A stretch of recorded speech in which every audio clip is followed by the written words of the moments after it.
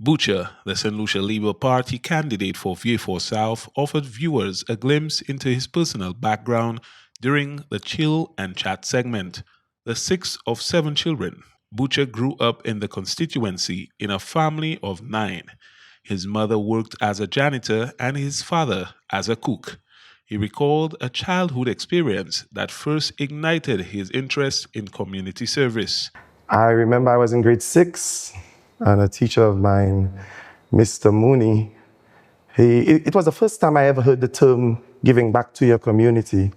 He said, when you leave school, how will you give back to your community? And I didn't really understand it at then. I could not have conceptualized it at then, but I always knew I wanted to serve. And so for me, entering elective politics is all about serving people and all about giving people. It must be people-centered. Butcher addressed the question of why he chose politics when a people-centered approach can be applied in various fields.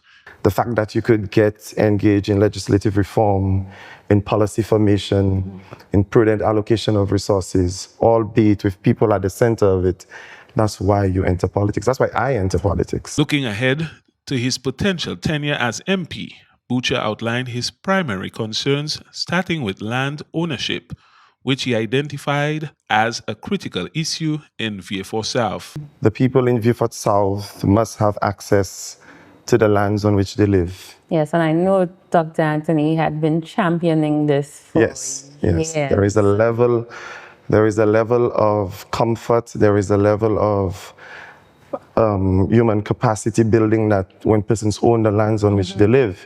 So they must have access to the lands on which they live. But while we're speaking about land ownership, we must never forget that acres of our lands were sold to a foreigner. Yes. And we must do everything in our power as a government to give those lands to the rightful owners, which would be the people of Vieux Fort South. He elaborated on the interconnectedness of land ownership with broader development goals, stating that crucial building, housing, and road infrastructure projects require land, much of which is currently not owned by local residents.